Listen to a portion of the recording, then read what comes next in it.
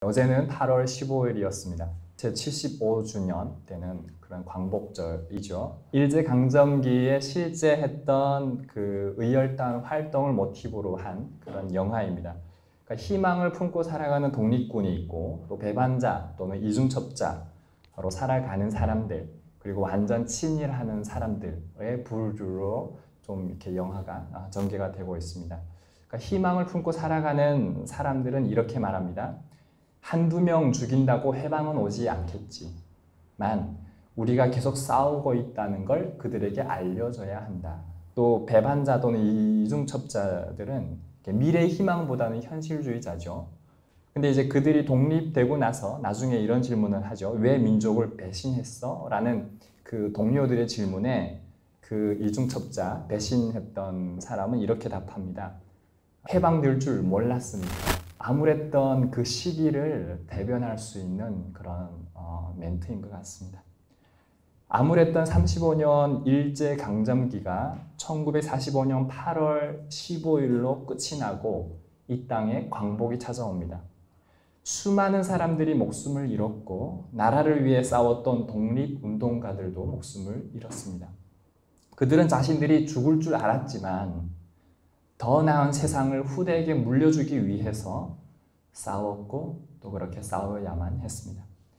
그들의 애국정신과 그리고 희생정신이 없었다면 이 땅에 우리가 누리고 있는 이 대한민국이 실제했을까? 다시 한번 돌아보게 됩니다.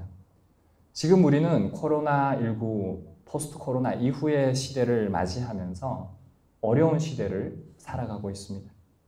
그럼에도 우리 한민족의 역사를 돌아보면 오늘의 어려움은 일제강점기에 비교할 수 없을 것 같습니다.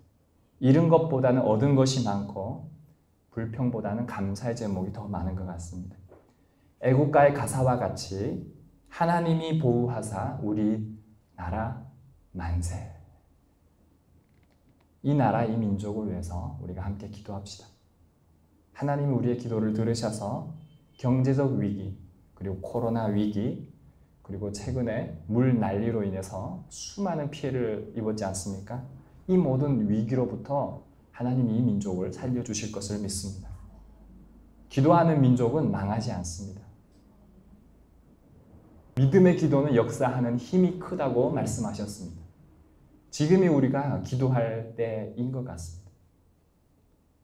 오늘 설교 주제는 끝까지 견디는 자는 구원을 얻는다 입니다. 한번 따라해 보실까요? 끝까지 견디는 자는 구원을 얻는다. 끝까지 견디는 자는 구원을 얻는다. 아멘. 16절 말씀 우리 함께 읽어보도록 하겠습니다. 보라, 내가 너희를 보냄이 양을 이리 가운데로 보냄과 같도다. 그러므로 너희는 뱀같이 지혜롭고 비둘같이 순결하라. EBS 다큐, 동물 다큐를 보면 어미새가 새끼새를 이렇게 먹이로 유인해서 벼랑 끝으로 이렇게 밀어넣는 모습을 저는 종종 보게 됩니다. 그러니까 다른 어떤 의도보다는 스스로 강하게 훈련시키는 방법인 것 같습니다. 마찬가지로 예수님도 오늘 그 제자들을 이렇게 복음 전파하는 일에 보내시면서 양을 이리에게 보낸다. 양을 이리에게 보낸 것 같다라는 표현을 쓰고 있습니다. 그래서 그들에게 뱀같이 지혜롭고 비둘기같이 순결하라 라고 말씀하고 있습니다. 이 말씀은 당시 유대의 격언이었습니다. 유대인들의 전승의 그 미드랏에 보면은 너희는 내게 대해서는 비둘기같이 순결하지만 이교도는 유대교가 아닌 종교를 말합니다. 이교도에 대해서는 뱀같이 지혜로우라 라고 하는 이 말을 예수님이 지금 인용하신 것이죠. 그러나 중요한 것은 순결함을 잃지 말라고 지금 말씀하고 있습니다. 세상은 많이 오염되어 있습니다.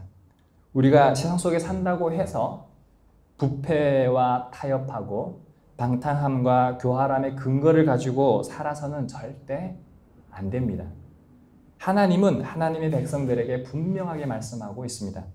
뱀과 같이 지혜로울 필요는 있지만 교활하지 말고 순전해라 라고 말입니다.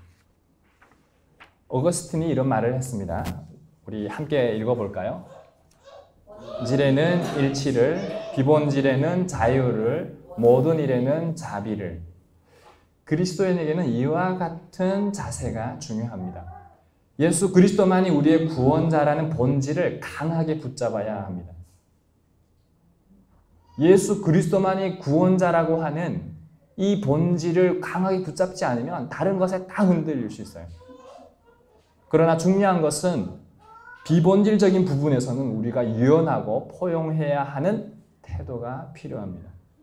이 부분에서 뱀과 같이 지혜로울 필요가 있겠습니다. 교회에 왔다가 그럴 수 있죠. 1층에서 담배 피우고 다시 올라올 수 있죠. 그럼 담배 냄새 날 수 있죠. 또는 예배 드리는 가운데 모자를 쓰고 예배 드릴 수 있겠죠. 또는 지각할 수 있겠죠. 그리고 누구처럼 2달 만에 한 번 올 수도 있겠죠. 더 나아가서 1년에 한 번 올 수도 있겠죠. 그러한 형제자매가 있다 할지라도 엄격한 잣대로 권면하기보다는 하나님을 예배하기 위해 나온 그 마음의 중심을 귀하게 여기는 것이 우선되어야 합니다. 그래서 모든 일에 사랑을 더해야 하는 것이죠. 사랑은 모든 것을 덮을 수 있습니다. 그리고 사랑은 모든 것을 감싸할 수 있습니다. 예수님이 그렇게 하셨으니까요. 예수님이 제자들을 보내면서 권능을 주시잖아요. 그런데도 예수님은 그들이 예수님 안 믿는 사람들로부터 박해당하고 회당에서 책질질 당하고 고난당할 것에 대해서 미리 알고 계셨습니다. 그러나 염려하지 말라고 그들에게 말씀하고 있습니다. 너희 속에서 말씀하시는 분이 계시고 너희와 함께하는 분이 계시는데 그분이 성령 하나님이라고 하는 것입니다. 19절 20절 우리 함께 읽어볼까요? 너희를 넘겨줄 때에 어떻게 또는 무엇을 말할까 염려하지 말라. 그때 너희에게 할 말을 주시리니 말하는 이는 너희가 아니라 너희 속에서 말씀하시는 이 곧 너희 아버지의 성령이십니다. 20년 전 중국에서 북한으로 친구와 두만강을 건넜습니다. 북한의 국경 경비대에 잡힐 것을 예측하지 못했기 때문에 그 친구와 말을 이렇게 맞춘 적이 없어요. 근데 잡혀가지고 따로 이제 신문을 당하기 시작했습니다. 그래서 서로 진술서를 쓰기를 시작했는데 둘이 조금이라도 틀리는 날에는 저희는 어디로 갈지 몰라요. 보위부를 통해서 더 정치범 수용소로 가게 될지도 모르는 왜? 우리의 목적이 북한의 복음 전하로 들어간 것이었으니까요. 여기는 종교의 자유가 있어서 복음 전한다는 말이 아무렇지 않을 수 있지만 북한에서는 죽어야만 복음을 전할 수 있는, 죽음을 각오하고 복음을 전할 수 있는 그런 환경이거든요. 그런 상황 가운데 복음도 전하지 못한 채 국경경비대에 잡혔는데 자식은 어떻게 진술을 썼어요. 그리고 어떻게 통과가 됐어요. 그리고 다행히 살아남아서 친구하고 한번 어떻게 그때 썼어? 라고 이제 궁금해서 물어보기 시작했습니다. 근데 점점 둘이 말을 하면 할수록 너무 똑같아가지고 닭살이 돋는 걸 경험했어요. 몸에서. 그때 떠오른 말씀이 오늘 이 본문 말씀입니다. 무엇을 말할까 걱정하지 말라. 말하는 이가 너희가 아니라 너희 안에서 말씀하시는 아버지의 영이시다. 하나님 믿는다고 해서 고난이 안 오는 것은 아닙니다. 하나님은 하나님의 자녀에게 고난을 경험하지 않도록 하실 수도 있는 분이시지만 그 고난을 허락하시는 이유는 그 삶의 문제와 고난 가운데 함께 하시는 그 하나님을 발견하고 그 하나님의 인도함을 경험하는 것을 깨닫게 하기 위함이기 때문에 그렇습니다. 그래서 기독교는요, 신비의 종교고 경험의 종교입니다. 그걸 경험하는 겁니다. 하나님을 만난 경험이 있으면 끊임없이 하나님과 기도하고 예배하고 사랑하는 삶을 살게 되는 것이죠. 왜죠? 나의 관점에서 하나님의 관점으로 바뀌어져 있기 때문에 하나님을 관점에서 나를 이해하고 예수 그리스도 안에서 살아가는 존재가 되었기 때문에 그렇습니다. 이것을 새로 태어남, 거듭남 같은 말인데 이렇게 말을 하지 않습니까? 그래서 하나님의 자녀는 하나님의 뜻을 깨닫고 그 뜻에 순종하며 살아가는 성령의 사람이라고 하는 것이죠. 그래서 하나님의 영이 함께하는 하나님의 자녀가 먼저 되어야 하는 것입니다. 21절, 22절 함께 읽어보도록 하겠습니다.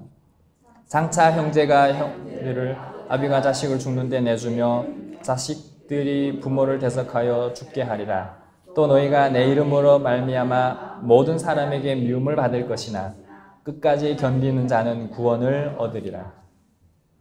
우리는 윤리와 도덕이 무너진 시대를 살아가고 있습니다. 나와 다른 것을 이해하고 수용하기보다는 다르다는 이유로 서로 싸우고 죽이고 있습니다. 돈이면 다 된다는 물질주의는 형제와 형제, 부모와 자식, 자식과 부모와의 관계를 끊어놓을 뿐만 아니라 죽음까지도 몰고 가는 것을 최근 뉴스를 통해서 우리는 너무 많이 보게 됩니다. 무너져 있는 세상의 가치관 안에서 그 가치관보다 더 높은 하나님의 말씀의 가치관, 우리가 이걸 기독교적 세계관이라고 하는데 이 기독교적 세계관으로 살아간다는 것이 앞으로는 점점 더 어려울 것입니다. 예수님을 믿는다는 것, 교회를 다닌다는 것, 그렇게 점점 우리는 세상으로부터 정죄 대상이 될 것입니다. 더 나아가 말씀을 전할 수 없는 시대, 더 나아가 복음을 전할 수 없는 시대를 우리는 맞이하게 될 것입니다. 여러분 그렇게 된다면 여러분 어떻게 신앙생활을 하고 어떻게 복음을 전하며 살겠습니까? 그에 대한 대안되는 말씀을 우리 함께 읽어보도록 하겠습니다. 23절 말씀. 이 동네에서 너희로 박해하거든 저 동네로 피하라. 내가 진실로 너희에게 이르노니 이스라엘의 모든 동네를 다 다니지 못하여서 인자가 오리라. 박해를 받는다고 할지라도 우리는 말씀을 선포해야 됩니다. 땅끝까지 이르러 복음을 전해야 됩니다. 예수님이 오실 날이 얼마 남지 않았기 때문에 그렇습니다. 여러분 보따리 장사 하시는 분 상상되시나요? 제가 생각하는 기억과 여기 보따리 장사하는 나만의 기억이 좀 다를 수 있는데 북한에서는 보따리 장사하면 보통 장사를 못하게 하기 때문에 여기서 팔다가 이제 경찰이 오면 도망쳐서 다른 곳에서 이렇게 판매를 합니다. 마찬가지로 그렇게 피하면서 지혜롭게 복음을 전하고 우리는 예배해야 합니다. 로마서 1장 16절에는 이렇게 말씀합니다. 내가 복음을 부끄러워하지 아니하노니 이 복음은 하나님의 능력이 됨이라.